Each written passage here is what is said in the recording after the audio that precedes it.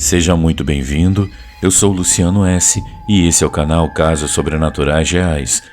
Não deixe de fazer a sua inscrição e ativar o sininho para não perder os próximos vídeos e escreva nos comentários de que cidade você está nos assistindo. Desde já, o nosso muito obrigado.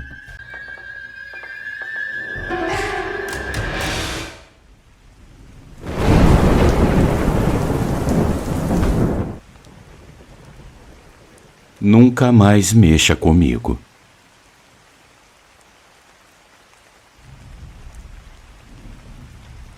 Saudações, Luciane e amigos do canal.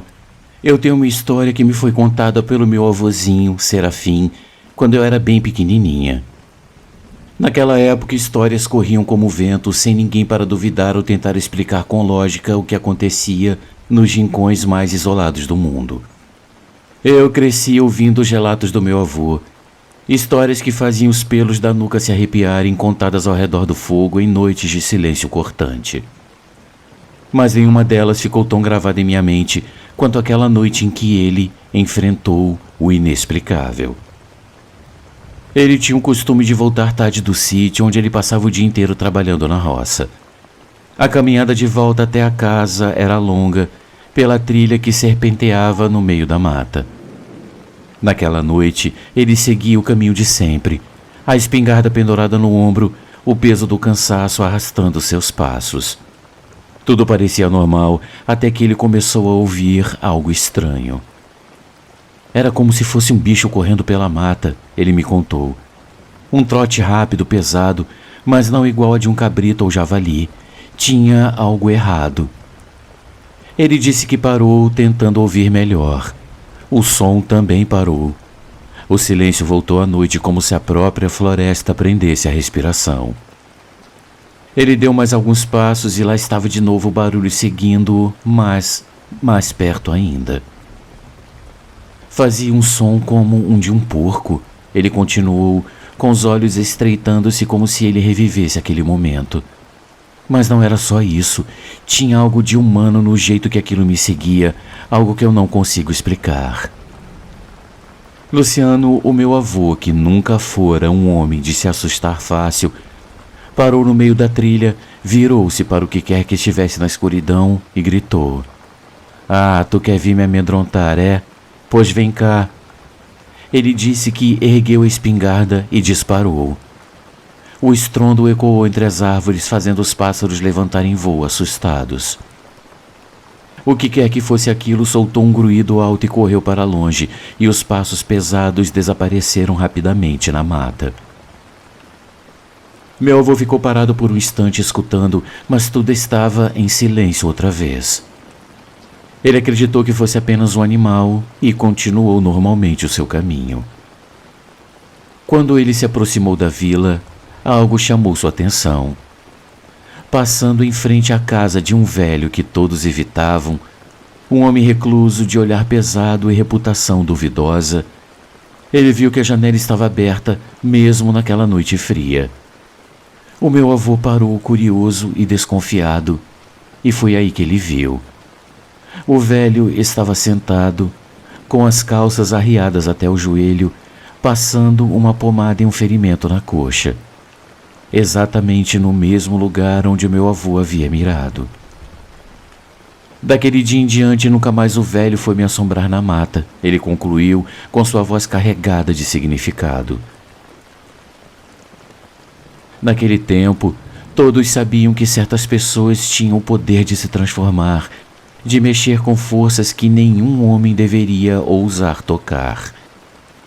E se meu avô tinha acertado o velho com a sua espingarda, talvez ele tivesse acertado algo mais do que apenas carne e osso.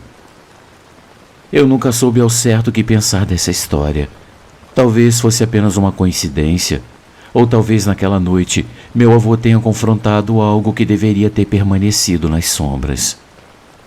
Essa foi a minha história. Um grande abraço a todos e até uma próxima.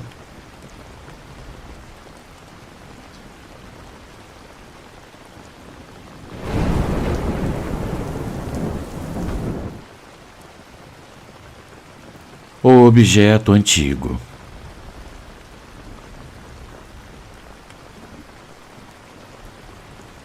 Olá, Luciane e todos do canal. É um prazer compartilhar o meu relato com vocês. Eu sou de Pernambuco, mas atualmente eu moro em Aracaju. A minha história remonta à minha infância, quando eu morava com a minha tia. Ela tinha crenças que para mim eram naturais, mas que o restante da família considerava incomuns. Ela mantinha uma mesa com diversas imagens e elementos que utilizava em seus rituais. Lá, ela colocava taças que eu não me lembro ao certo se continham água ou cachaça. Ela acendia velas, espalhava as balinhas de mel pelo quintal, lia cartas e dizia ver coisas que ninguém mais via. Pessoas estranhas e até mesmo pessoas vivas que desapareciam subitamente. Com o passar dos anos, minha tia envelheceu, então ela veio morar comigo e infelizmente ela acabou falecendo. Eu fiquei com os objetos que restaram de sua longa vida. Entre eles, uma das taças que ela usava em seu altar. Apesar de ter deixado aquelas práticas, já que ela passou a frequentar a Igreja Católica, ela manteve guardados alguns de seus objetos antigos. Certo dia, eu encontrei a taça e eu decidi utilizá-la para plantar uma mudinha. Eu coloquei uma plantinha viva com um pouco de água e por muito tempo eu fui renovando essa água. Mas com o tempo a plantinha morreu. Eu resolvi descartá-la e eu coloquei a taça na pia para lavar. Depois de limpar toda a louça, eu peguei a taça por último e eu notei algo estranho. Uma ponta de vidro havia surgido, como se fosse um pequeno pico em sua borda. Eu fiquei intrigada. Como poderia nascer um pedaço de vidro em um objeto já pronto? Eu pensei em lixar ou até quebrar aquela ponta para evitar que alguém se machucasse. Quando eu terminei de enxugar e olhei com mais atenção, eu tive uma surpresa. Não era uma ponta de vidro que havia nascido. Na verdade, a taça havia sido cortada quase perfeitamente, deixando apenas aquele pequeno pedaço irregular. Parecia como quando alguém corta uma garrafa para fazer um copo e lixa as bordas para dar acabamento. Eu estava sozinho em casa e eu manuseei o objeto com muito cuidado. Eu notei também que a taça tinha manchas acumuladas pelo uso, mas essas manchas ficavam concentradas na base. Meus amigos, eu não sou uma pessoa que acredita em eventos sobrenaturais, embora eu ame ouvir os relatos do canal. Porém, esse episódio me deixou pensativa. Será que alguma entidade a qual minha tia orava poderia ter vindo atrás daquela taça? Eu guardo esse objeto até hoje e eu ainda me pergunto o que realmente aconteceu. Ao me lembrar dessa história, eu recordei que eu também achei um copo quebrado com o mesmo tipo de corte, embora o formato fosse diferente. A minha tia também usava aquele copo nos rituais, mas com menos frequência do que aquela taça. Eu perguntei ao meu marido se ele sabia algo, mas ele disse que nunca tinha tocado no copo e nem sabia que ele estava quebrado. Agora, conectando os fatos, eu fico me perguntando: será que quem quebrou um veio quebrar o outro para impedir que eles fossem usados novamente? Luciano, muito obrigada por esse canal viciante e maravilhoso. Eu amo demais ouvir os relatos enquanto eu faço faxina, cozinho ou viajo. Vocês tornam o meu dia muito mais interessante. Uma ótima noite a todos.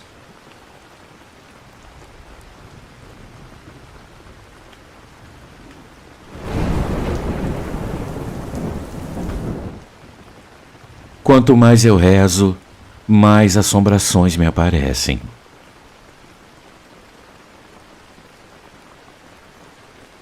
Boa noite, Luciane, e a todos os inscritos do canal. Primeiramente, eu quero agradecer pela oportunidade de compartilhar mais um caso sobrenatural. Já faz tempo que eu não envio nada e eu decidi manter o anonimato, pois essa história não é minha, mas da minha irmã. Nos primeiros anos dos anos 2000, minha irmã morava em uma pequena casa de vila com o marido e seus 2 filhos. Ao lado da casa dela vivia um rapaz que enfrentava sérios problemas com entorpecentes e álcool. Ele era muito solitário e raramente sua mãe aparecia para visitá-lo, geralmente trazendo algumas compras. Pelo que sabíamos, ela o sustentava financeiramente, já que ele não trabalhava devido a uma forte depressão. O curioso é que todas as noites, em horário específico, a minha irmã observava uma sombra preta que passava e entrava na casa do vizinho. Logo depois, invariavelmente, começava uma discussão entre ele e a sua mãe por telefone. Eram brigas intermináveis, sempre ocorrendo após a aparição daquela sombra. Com o tempo, a minha irmã começou a sentir-se constantemente vigiada dentro de casa. À noite, ela acordava com a sensação de que alguém estava de pé na porta do quarto, a observando. Esse desconforto persistiu até que, em uma conversa com o padre de sua igreja, ela decidiu compartilhar o que estava acontecendo. O padre, atento e preocupado, recomendou que ela fizesse a novena de São Miguel Arcanjo. No início parecia que tudo estava dando certo. No primeiro dia da novena, minha irmã conseguiu dormir tranquilamente, acreditando que o problema estava se resolvendo. Porém, no terceiro dia de oração, enquanto começava a novena, ela ouviu um barulho de vidro quebrando vindo da cozinha. Na manhã seguinte, ela encontrou uma pilha de pratos que estavam na pia, completamente destruídos. O padre havia avisado que coisas estranhas poderiam acontecer e a orientou a ignorar qualquer manifestação, continuando firme na oração. E foi o que ela fez. Contudo, os barulhos ficaram mais intensos a cada dia. Apesar disso, nenhum outro objeto apareceu quebrado. Uma noite, o meu cunhado foi acordado de forma abrupta. Ele sentiu alguém batendo em seu braço e ele ouviu uma voz alta chamando-o com urgência. Ao despertar, um pensamento tomou conta de sua mente. Ele precisava ir até o quarto das crianças. Quando ele chegou lá, ele encontrou meu sobrinho que dormia na cama de cima de um beliche, de joelhos na cama, com um ventilador de teto, daqueles antigos de ferro, girando perigosamente perto do rosto do menino. As pás passavam tão rente que quase tocavam o pescoço dele. Desesperado, meu cunhado tentou gritar, mas algo parecia prender a sua voz. Ele manteve a calma, foi até o interruptor e desligou o ventilador. Depois ele colocou a mão na hélice para pará-lo completamente. Só então ele acordou meu sobrinho e perguntou o que ele estava sonhando. O menino, ainda assustado, contou que sonhava com um homem que o incentivava a pular de um abismo, dizendo que tudo ficaria bem. Ele sentia o vento do abismo e olhava para baixo, mas ele não tinha coragem de pular. Sempre que ele tentava dar um passo à frente, algo o empurrava para trás. Nesse momento, a minha irmã também acordou assustada e decidiu interromper a novena. Ela acreditava que não tinha forças para combater aquele mal. Curiosamente, uma semana depois, o vizinho se mudou. Pelo que soubemos, ele se casou e conseguiu mudar de vida. No entanto, até hoje, o meu sobrinho ainda enfrenta crises de sonambulismo. Muito obrigado a todos pela atenção.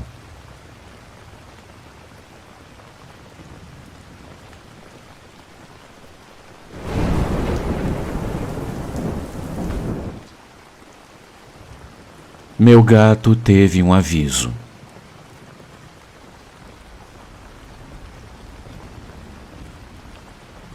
Bom dia, boa tarde, boa noite, Luciano.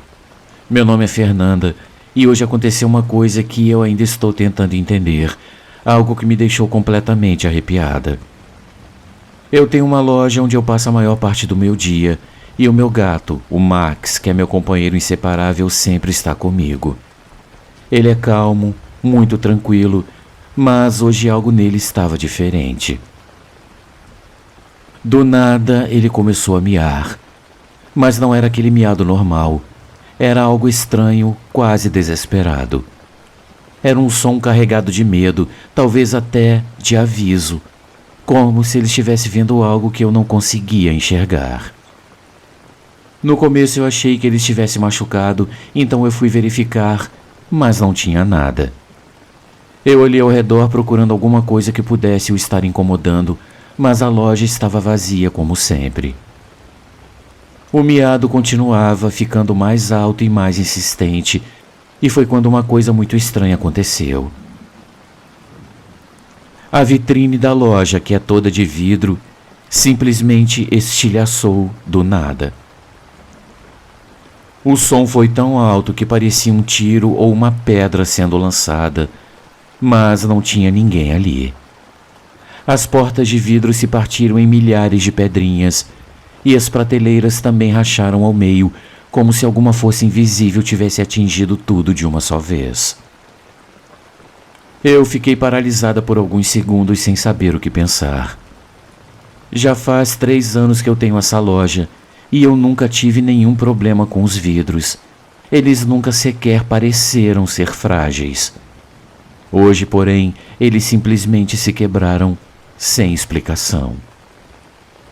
Depois que o susto inicial passou, eu fechei a porta para limpar toda aquela bagunça. Mas enquanto eu varria os cacos de vidro, algo ainda mais estranho aconteceu. O ar dentro da loja mudou. Ele ficou gelado como se o calor do dia tivesse sido sugado de repente. Eu senti um arrepio subindo pelas minhas costas tão forte que meus pelos ficaram eriçados. Era um frio que parecia vir de dentro de um lugar que eu não conseguia ver. O meu gato estava parado num canto todo arrepiado, olhando fixamente para um ponto vazio, como se ele visse algo que não estava lá. Eu tentei fingir que era só a minha imaginação, que tudo aquilo tinha sido coincidência, mas eu não consegui. O clima estava pesado demais e uma sensação estranha tomou conta de mim, como se eu não estivesse sozinha na loja. Sem pensar 2 vezes, eu peguei o meu gato e eu fui embora. Eu nem terminei de limpar tudo. Eu tranquei a porta com as mãos tremendo e eu olhei por cima do ombro várias vezes enquanto eu me afastava. Até agora eu não sei explicar o que aconteceu. Eu não sei se foi apenas um acidente bizarro, uma corrente de ar ou alguma outra coisa. Eu só sei que algo estava errado, algo que eu não consigo ver, mas que o meu gato com certeza viu.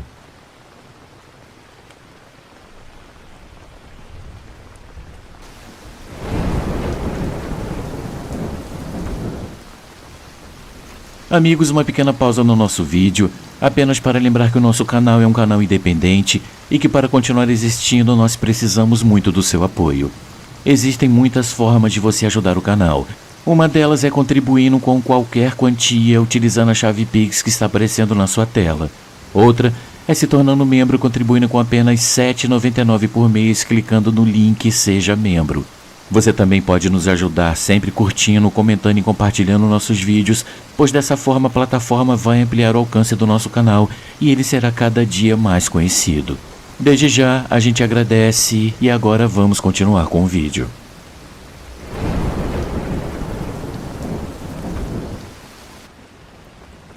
A bruxaria no táxi.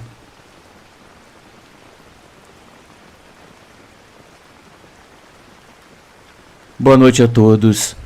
Hoje eu quero compartilhar uma história que meu pai viveu, algo que ainda me deixa arrepiado só de lembrar. O meu nome é Rogério e o nome do meu pai é Antônio. O que eu vou contar aconteceu com ele muitos anos atrás, lá nos anos 90, quando ainda não existiam aplicativos de transporte como Uber ou similares. Naquela época, trabalhar como taxista era uma profissão bem remunerada, e até havia empresas dedicadas exclusivamente a isso. Essas empresas compravam carros e contratavam motoristas, geralmente exigindo boas recomendações. Meu pai começou a trabalhar em uma dessas empresas. Ele já tinha alguma experiência, então ele foi contratado rapidamente. Ele me contou que depois de umas 2 ou 3 semanas no trabalho, ele recebeu um chamado pelo rádio da central. O cliente queria ser levado ao aeroporto, mas o pedido tinha uma peculiaridade. A pessoa havia solicitado aquele táxi específico, indicando o número de série do veículo e não o nome do motorista. Isso era muito estranho, Geralmente os clientes que pediam motoristas específicos os chamavam pelo nome, mas nunca pelo número do táxi. Apesar disso, meu pai aceitou o chamado. O endereço ficava em um bairro humilde onde muitas casas pareciam abandonadas. Quando ele chegou, quem saiu da casa foi uma senhora muito idosa, vestida completamente de preto e caminhando curvada. Ela carregava uma bolsa preta parecida com um saco de lixo. A idosa entrou no táxi, sentou-se calmamente no banco de trás e cumprimentou meu pai, o encarando fixamente. Ele informou o preço da corrida até o aeroporto, mas ela não respondeu. Apenas continuou olhando para ele de uma maneira que o deixou desconfortável. Depois de alguns minutos em silêncio, ela disse para ele começar a viagem, garantindo que ela tinha o dinheiro. No meio do caminho, a idosa perguntou: "Desculpe a pergunta, mas você não trabalhava nesse táxi antes, não é?" O meu pai respondeu que não, explicando que ele havia começado a trabalhar na empresa fazia apenas algumas semanas e que aquele carro tinha sido designado para ele recentemente. A senhora então perguntou se ele conhecia um motorista que era forte, tinha um bigode, uma barba grisalha e era careca, que costumava dirigir aquele táxi. O meu pai, sem saber o que dizer, respondeu que não o conhecia, pois ele ainda conhecia poucos colegas de trabalho. A idosa então sorriu levemente e pediu para descer, mesmo sem terem chegado ao destino. Ela garantiu que pagaria a corrida completa e, de fato, o fez. Após deixá-la, o meu pai continuou seu dia. Mais tarde, ele atendeu uma jovem bem vestida que comentou que havia uma bolsa preta no banco de trás. Foi então que meu pai se lembrou da idosa e percebeu que ela provavelmente tinha deixado a bolsa ali. A jovem entregou a bolsa para ele, que a colocou no banco do passageiro da frente. Quando ele terminou a corrida, ele decidiu abrir a bolsa para ver o que havia dentro. Para o seu choque, ele encontrou restos de galinhas mortas, fotografias e pedaços que pareciam ossos humanos. Tudo indicava que aquilo era um trabalho de bruxaria. Apavorado, meu pai tirou a bolsa do táxi com a ajuda de um pedaço de pau e a deixou em uma lixeira na rua. Mas já era tarde demais para ele não se sentir afetado. Ele pensou que o feitiço talvez já estivesse ligado ao carro. Apesar do nervosismo, nada aconteceu com ele nos dias seguintes. Semanas depois, surgiu um rumor entre os motoristas da empresa. Um ex-colega que havia dirigido o táxi antes do meu pai sofreu um terrível acidente e morreu de uma forma horrível. Comentavam que esse motorista havia deixado o trabalho após causar outro acidente. Ele atropelou uma senhora idosa em um bairro humilde e, mesmo vendo pelo retrovisor que ela ainda estava viva, ele decidiu não parar. O meu pai acredita que a idosa que entrou no táxi era a mesma que havia sido atropelada e que, na verdade, ela era uma bruxa. Segundo ele, a bolsa com os trabalhos de feitiçaria foi deixada no táxi para atingir aquele motorista especificamente, já que ele havia passado muito tempo dirigindo o carro e, de certa forma, havia deixado a sua energia ligada a ele. Felizmente, meu pai não foi afetado, mas desde aquele dia ele passou a ter muito cuidado com as pessoas que ele aceitava transportar. Essa história nos lembra que algumas forças vão além do que podemos entender e que certos erros podem ter consequências assustadoras. Muito obrigado a todos pela atenção e até uma próxima.